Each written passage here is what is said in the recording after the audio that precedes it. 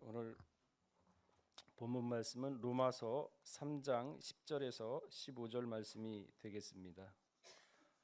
로마서 3장 10절에서 15절 말씀 제가 바로 봉독하겠습니다. 기록한 바 의인은 없나니 하나도 없으며 깨닫는 자도 없고 하나님을 찾는 자도 없고 다 치우쳐 한 가지로 무익하게 되고 선을 행하는 자는 없나니 하나도 없도다. 저희 목구멍은 열린 무덤이요 그 혀로는 속임을 베풀며 그 입술에는 독사의 독이 있고 그 입에는 저주와 악독이 가득하고 그 발은 피 흘리는데 빠른지라. 이는 하나님의 말씀이니라. 아멘. 오늘 제목은요, 의인은 없나니 하나도 없나니. 의인은 없나니 하나도 없나니. 오늘 로마서 3장 10절에서 15절 말씀을 보게 되면은요, 의인은 없다고 먼저 선언을 하십니다. 그러면서 그 말씀에 뒤를 이어서 뭐라 하시냐면 깨닫는 자도 없다. 하나님을 찾는 자도 없다. 다 치우쳤다. 한 가지로 무익하게 되고 선도 행하는 자가 없다. 하나도 없다. 이렇게 지금 말씀을 하고 있습니다. 그렇다면 하나님이 왜 사도 바울을 통해서 이러한 말씀을 하셨는지 우리가 하나님의 자녀라면은 한번 곰곰이 생각을 해보고 반성을 하는 자세가 있어야 할 것입니다. 시편 139편 14절에 보게 되면요, 내가 주께 감사함은 나를 지으심이 신묘막침하심이라. 그러니까 시편 기자는 사람을 지은 것이 참으로 신묘막측하다. 그러니까 어미하고 기이하고 비상하며 감히 그 뜻을 헤아릴 수 없다. 이게 사람의 존재라는 것이죠. 뿐만 아니라 우주 만물을 통해서도 우리가 신묘막측함을 발견할 수가 있죠. 시편 19편 1절을 보게 되면은요, 날은 날에게 말을 하고 밤은 밤에게 지식을 전하나 언어가 없고 들리는 소리가 없으나 그 소리가 온 땅에 통하고 밤은 밤에게 얘기를 한답니다. 지식을 전하고 낮은 날에게 또한 얘기를 하고 지식을 전한답니다. 창세기 4장 10절의 말씀을 보게 되면요, 땅도 죽지 않았다 그랬습니다. 의인 아벨의 피를 받았을 때 땅이 호소하는 모습을 볼 수가 있습니다. 히브리 1장 2절에서 3절 말씀을 보게 되면요, 하나님이 이 모든 우주 만물을 창조하시고 그리고 말씀으로 그 모든 것을 붙들고 계신다. 그러니까 지구가 떨어지지 않고 태양을 돌 수 있는 것도 왜 그러느냐? 말씀으로 붙들고 있다. 이 모든 우주 만물에는 질서가 있죠. 사람 사는데도 질서가 있습니다. 이치가 있다고 얘기하잖아요. 그러니까 달걀은 21일 만에 부화를 하죠. 비둘기는 14일 만에 알에서 태어납니다. 사람은 얼마? 9달 10일. 누가 만들어 놨겠어요? 하나님이 다 정해놓으신 거거든요. 질서의 하나님. 이 우주 만물의 모든 것들은 하나님의 보이지 않는 신성, 질서가 다 깃들어 있는데 이 신묘막측하게 지어진 사람이 그걸 모릅니다. 한 가지로 다 치우쳤고 깨닫는 자도 없고 하나님을 찾는 자도 없고 선을 행하는 자도 없다. 지금 그 얘기를 하나님이 한탄하시면서 말씀하고 있습니다. 그리고 악인도요, 마지막 때 끝날에는 악인이 필요하지 않습니까? 아니, 성도들을 갖다가 잡아 죽이려면 악인이 필요하잖아요. 예수님을 팔려 그러면은 가룟 유다가 필요하듯이. 근데 잠언서 16장 4절에 보게 되면은 악인도 악한 날에 적당하게 쓰려고 지금 보존을 한 것이다. 그러니까 우리가 악인의 반열에 들어가면 안 돼야겠죠. 이 우주 만물과 모든 만유는 하나님이 창조하시고 그 질서 정연하게 운행을 하고 계시죠. 그 중심에 누가 있느냐? 사람이 있어요. 그래서 우주 만물을 다 여섯째 날까지 만들어 놓고 제7일 날 사람을 딱 모든 만물을 준비해 놓고 딱 갖다 놓으면서 지키고 다스리고 보존하라. 그 만물의 주인은 사람한테 맡긴 겁니다. 근데 하나님 안 찾죠. 깨닫지도 못하죠. 그래서 시편 49편 12절에는 뭐라 그랬습니까? 사람은 존귀하다 그랬어요. 아주 귀하다 그랬습니다. 존귀하나 장구치 못하며 멸망하는 짐승 같도다. 그러니까 하나님을 찾지 못하고 말씀을 깨닫지 못하니까 존귀한 존재임에도 불구하고 멸망하는 짐승처럼 살고 있는 거예요. 시편 16편 3절에도 보게 되면요. 땅에 있는 성도는 존귀하다 그랬거든요. 나의 모든 즐거움이 저희에게 있도다. 그러니까 애를 낳으면은 뭐 얼마나 귀엽습니까? 그 모든 즐거움이 애한테 다 있듯이 하나님 성도를 보면 그렇게 즐거움이 있답니다. 그러니까 우리 성도들한테 성도, 그러니까 하나님의 뜻을 찾는 자, 선을 행하는 자, 하나님의 말씀을 깨닫고 말씀대로 동행하는 자, 그게 성도죠. 그 성도를 보면은 즐거움이 있답니다. 그러니까 사랑도 받아본 사람이 사랑을 줄 수 있다고, 이러한 사랑을 우리가 받았으면은 우리가 한 번쯤은 생각을 해보고 가치관이 바뀌어야죠. 구습, 옛날의 생각을 벗어버려야죠. 그리고 새로운 옷을 입고 새로운 사람이 돼야죠. 아, 나는 하나님으로부터 사랑을 받고 존중을 받는 존재이구나. 그렇다면 내가 옛날에 지었던 생각들, 죄들, 모든 행동을 이제는 바꿔야겠다. 그게 사람이죠. 그러니까 다 치우쳤답니다. 골로새 3장 2절에도 보게 되면요, 위의 것을 생각하고 땅의 것을 생각하지 말랍니다. 위의 것, 하늘의 차원이죠. 그러니까 변화의 차원까지 올라오라 이거죠. 우리가 변화 참 말씀 많이 듣고 많이들 하고 있습니다.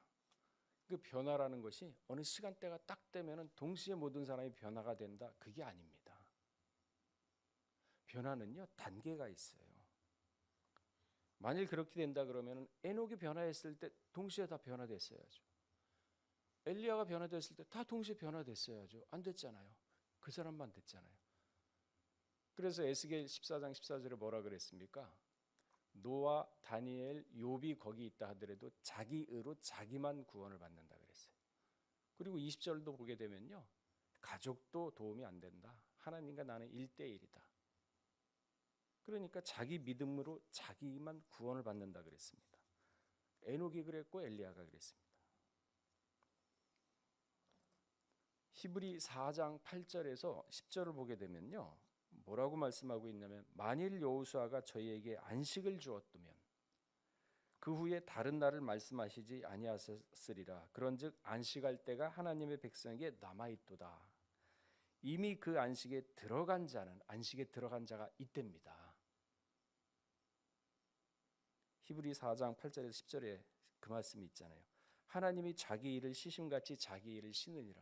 목사님, 안식이 뭡니까? 안식은요, 창조의 완성을 그렇게 표현하는 겁니다.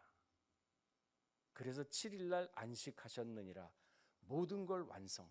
그러니까 이 타락한 사람의 온전하게 회복되는 것이 하나님이 일을 쉬시는 거예요. 그게 완성이고 창조의 결과입니다. 그게 안식으로 표현한 겁니다. 그러니까 창조의 결과면은 타락하기 전의 세계, 완전하게 온전한 데 거한 걸로 간 사람이 안식을 하지 않습니까? 하나님이. 그게 누굽니까? 에녹, 엘리야. 안식하잖아요, 하나님이.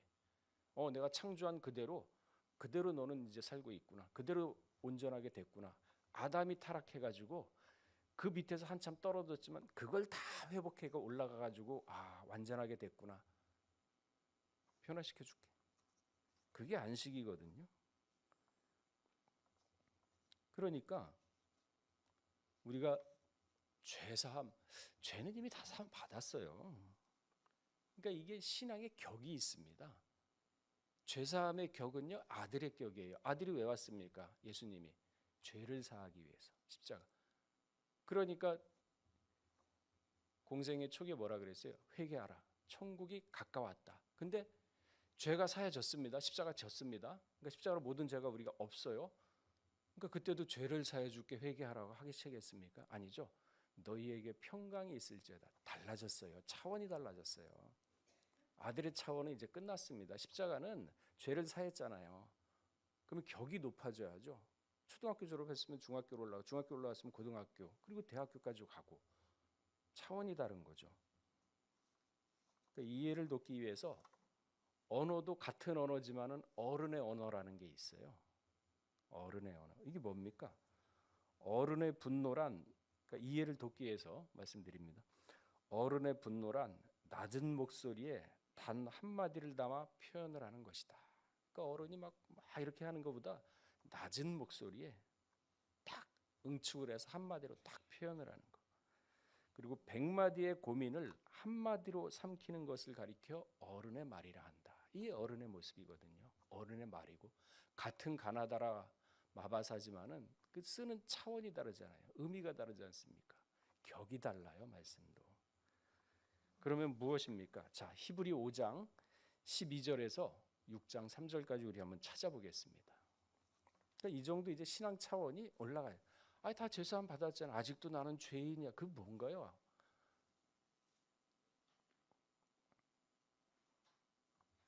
자, 히브리 5장 12절에서 6장 3절까지 다 읽어보겠습니다. 자, 시작. 때가 오래므로 너희가 마땅히 선생이 될 터인데 너희가 다시 하나님의 말씀의 초보가 무엇인지 누구에게 가르침을 받아야 할 것인지 젖이나 먹고 단단한 식물을 못 먹을 자가 되었도다. 대저 젖을 먹는 자마다 어린아이니 의의 말씀을 경하지 못한 자요 단단한 식물은 장성한 자의 것이니 저희는 지각을 사용함으로 연단을 받아 선악을 분별하는 자들이라. 그러므로 우리가 그리스도의 도의 초보를 버리고 죽은 행실을 회개함과 하나님께 대한 신앙과 세례들과 안수와 죽은 자의 부활과 영원한 심판에 관한 교훈의 터를 다시 닦지 말고 완전한 데 나갈지어다. 하나님께서 허락하면 우리가 이것을 뭐라 그랬습니까? 그리스도의 도의 초보라 그랬죠. 6장 1절에. 그러면서 도의 초보가 뭡니까? 죽은 행실. 잘못했습니다. 회개합니다. 아이, 당연히 살아가면서 회개는 해야죠. 생각으로 짓는 거. 그러나 십자가상에서 다 목욕을 한 자는 손밖에 씻을 것이 없다고 예수님이 말씀하셨잖아요. 그러니까 죽은 행실을 회개하고 나 어떻게 죄가 많어. 나는 죄인이야. 저 죄인 예수님이 회개했죠. 십자가 했잖아요. 그 하나님에 대한 신앙과 하나님에 대한 신앙을 어떻게 해야 돼? 이렇게 해야 돼. 세례와 안수와 죽은 자들 부활할 거야. 부활 당연히 하죠. 어른들의 언어가 있어요. 당연한 것을 왜 얘기 꺼내냐 이거죠. 영원한 심판. 그렇게 하면 너 심판받아. 이게 그리스도의 도의 초보랍니다. 벌써 차원이 높아져야죠. 교훈의 터를 다시 닦지 말고 어떻게 하라? 완전한 데 나가라. 노아가 그랬죠. 너는 온전하다. 그러니까 차원이 다르잖아요. 벌써 격이 달라요. 아들의 격의 말씀하고 아버지 격이 다른 말씀입니다. 어른의 차원의 말이잖아요. 그러니까 이런 차원으로 나아가랍니다. 제가 얘기한 게 아니라 성경 읽으셨잖아요, 같이. 그래 도의 초보가 아니다 이제는. 그러니까 어떻게 하면 다시 선생이 될 텐데 다시 도의 초보로 돌아가고 있대요.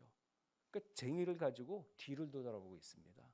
그 언제 믿음이 발전하고 언제 신앙의 장성에서 변화의 차원까지 올라가고 어떻게 영적 차원까지 가겠습니까?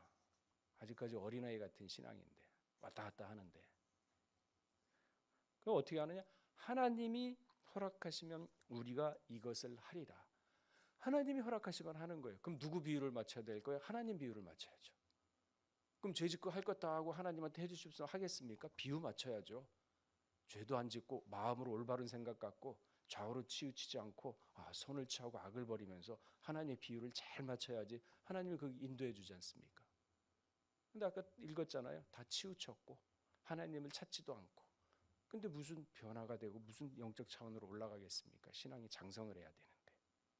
온전한데 나아가라. 뭘로? 말씀으로. 그래서 성경 말씀은 부지런히 읽으셔야 돼요. 깨달으셔야 됩니다. 제가 이탈책 있을 때 우리 항상 보면 가로치기를 하더라고요. 제가 굉장히 불만이었어요. 그래서 목사 회의 때 몇 번 얘기했어요. 야, 지금 가로치기 해가지고 성도들 신앙이 크겠냐? 뭐 지금 애들 소꿉장난하는 것도 아니고 초등학생도 아니고 무슨 가로치기 해가지고 막 뭐라 그랬어요. 그 목사의 전체 다 있는 데서 답답하죠. 이 성경 말씀이란 설교를 듣고 생각을 하고 그래 맞아. 그렇지. 깨닫고 그럼 내가 지금까지 잘못된 삶을 살았네. 잘못된 생각을 가졌네. 그럼 내가 성경 말씀대로 내 자신을 바꿔야겠구나. 이렇게 하면서 사람을 생각하게 만들고 근데 영적으로 잠깐 키워줘야 되는데 가로치기를 하고 있어요. 얼마나 기분 나빴겠어요. 그러니까 그다음부터 설교 다 빼버리라고 나를 사회만 집어넣더라고.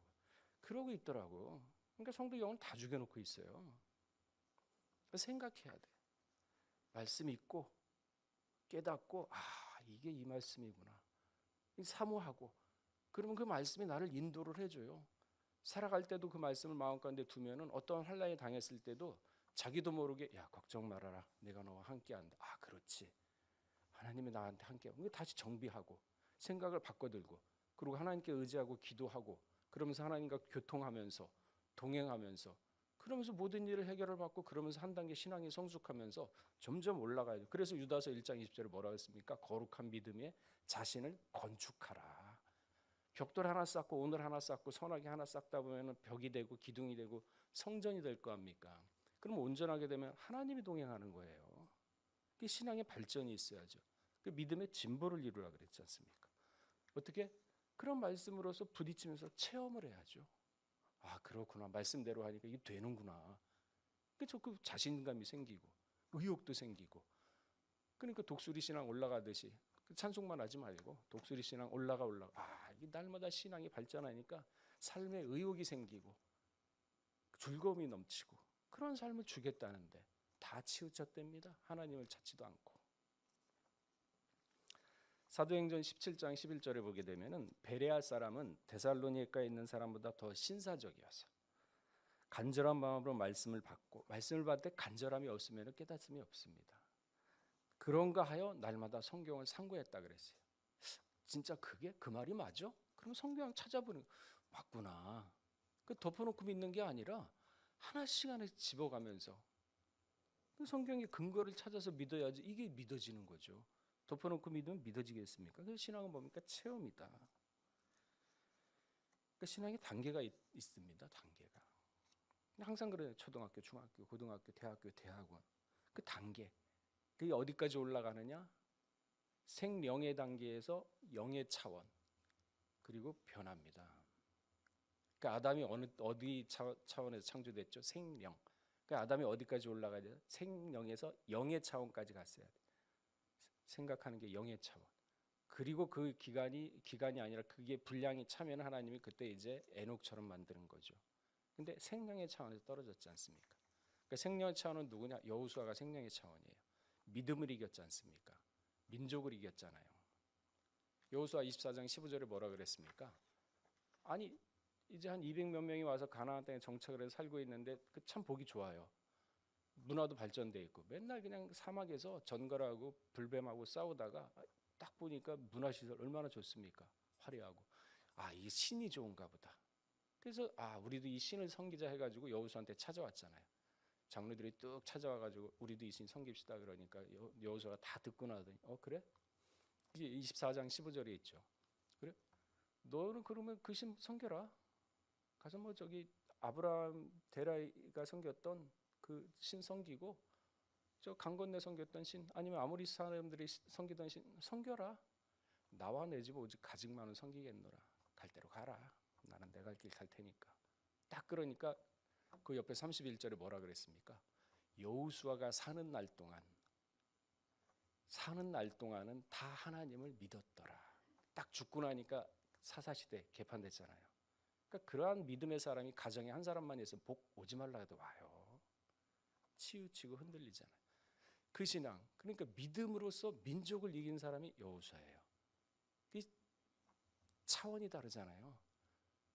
그러니까 벌써 생명의 차원이 그게 생명의 차원이구나. 근데 벌써 기가 죽죠. 야, 믿음으로 어떻게 민족을 이겨? 나는 못해. 나 하나도 지금 믿음 갖기도 힘들어. 왜 이렇게 어린애 같은? 근데 항상 그러잖아요. 제가 그러니까 원로 목사가 배짱이다. 여호수아가 했으면 왜 우리 왜 못하냐? 왜 이렇게 기가 죽어서 사느냐? 그 돈이 들어가냐? 배짱. 왜? 하나님이 허락하시면 우리가 한다 그랬죠. 자기가 한다 그랬나요? 그 빌립보 4장 13절에 뭐라 그랬어요? 능력 주시는 자 안에서 할 수 있다 그랬잖아요. 그러니까 하나님을 믿고 의지하면 되는데 자기가 하려고 그러니까 되겠습니까? 기가 죽죠. 히브리 6장 3절에 뭐라 그랬습니까? 하나님이 허락하시면 우리가 이것을 하려. 그러니까 하나님 비율을 잘 맞추세요. 그러면 인도해 주십니다. 내가 하려고 그러니까 안 되죠. 그러니까 자기가 살아있으면요 안 돼요. 어린 양이 인도하든지 어디든지 따라간다. 자기 아집이 있고 자기 자아가 죽지 않았는데 어디든지 인도하면은 자기 상식과 자기 경험으로 맞지 않는데 그 말씀 쫓아가겠습니까? 어린 양이 어디 있는지 쫓아가야지 나중에 구원을 받는 건데 다 부딪히죠. 자, 말씀을 정리하겠습니다. 우리가 의인 하면은 욥 생각나죠? 인내의 대명사입니다. 욥은요 엄청난 부자임에도 불구하고 그 재물에 마음이 뺏기지 않았다고 욥기 31장 24절에서 29절을 말씀하고 있습니다. 제가 이 얘기하는 얘기는요. 욥이 그렇게 의인임에도 불구하고 하나님이 봤을 때는 야, 의인은 없구나 하는 것을 얘기하는구나. 그러면 욥을 통해서 우리가 어느 차원의 신앙까지 가야 되는지 도전 의식을 가지라고 말씀을 드리는 겁니다. 욥기 31장 24절에서 29절에 보게 되면 내가 언제 금으로 내 소망을 삼고 정금도로 내 의뢰하는 바라 하였던가. 언제 재물의 풍부함과 손으로 얻은 것이 많음으로 기뻐했던가. 재물 많이 얻었어요. 수천억 있습니다. 대부분의 사람들은 거기에 다 뺏겨요. 야, 나 이거 먹을 만큼 살고 있어. 예수, 교회, 왜 다니냐? 필요 없어. 왜 돈이 있잖아. 그렇게 안 했답니다. 언제 태양의 빛남과 달의 명랑하게 운행되는 소리. 야, 보름달 밝다. 참 휘황찬란하다. 기분 좋다. 그런 것도 없었대요. 욥이 그렇게 살았어요.